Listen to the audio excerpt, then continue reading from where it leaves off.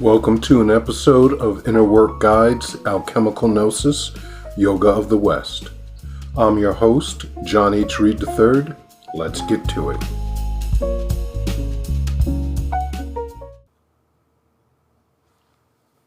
Sustainable Transmutations, The Traveler, Part 5. The traveler emerged from the cave into the light, its blinding rays birthing memories of his first emergence. This time, though, there were no spare moments to adjust his sensorium. The screams of the citizens mixed with those of the denizens of shadow, filling the air and attacking his ears. He knew the Q&A session was over. These creatures would require a more direct approach to battle. He threw himself into the fight, slashing and hacking with his sword, but his blows glanced off of every creature he struck. It was all that he could do to parry their blows and keep himself from being torn apart. He must have been overlooking something. He had sharpened both lance and sword before he left the centaur's cave. He had confronted the terror of the threshold and accepted his feelings. Why, then, was he so impotent? Why wasn't his ichor flowing and vitalizing his weapons? Then he remembered the centaur's instruction in the first cave.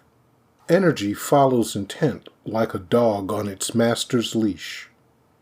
You must learn how to move, to evoke those intentions which will engage specific points on your body, to loosen that energy so that it can be used. He took a defensive stance and mentally activated the points on his face and body as the centaur had instructed him. Back in that first cave, he had thought it a trick of his mind that he could see a luminance radiating from himself as he did the choreographed moves of ichor activation.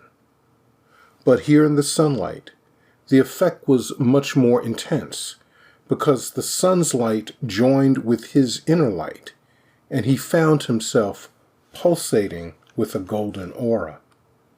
A group of creatures had encircled him, ready to deliver their final onslaught.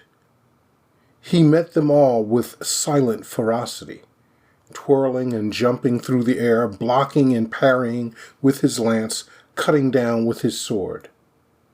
He could feel the spray of blood being let from the creatures each time he cut one down. He could hear their demonic cries as they turned to a bitumen soup on the ground. He let out a heavy breath. It was over. Not bad for a first day of monster killing, he thought. I could get used to this. He noticed that the pitch pools where the creatures had fallen began to bubble, as did every droplet of pitch-like blood that had splattered from the creatures while he slew them.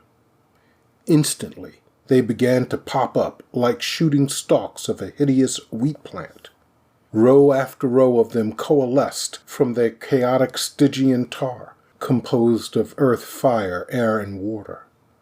In less than a minute, what had been a group of 5 creatures was now nearly 50. What had he done wrong? They should have been dead, but now their energy dispersed and created many copies of the original, coalescing into the original pattern while multiplying.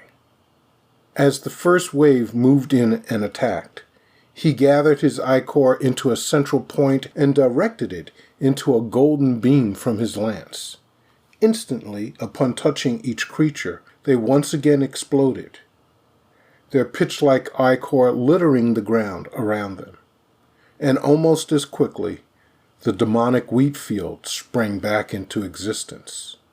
This will never end, the traveler thought.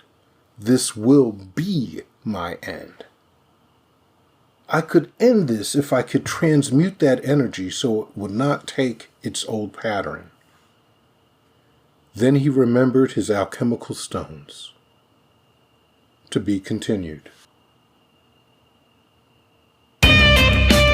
Thank you for listening to this episode of Inner Work Guide's Alchemical Gnosis, Yoga of the West. Don't forget to follow or subscribe.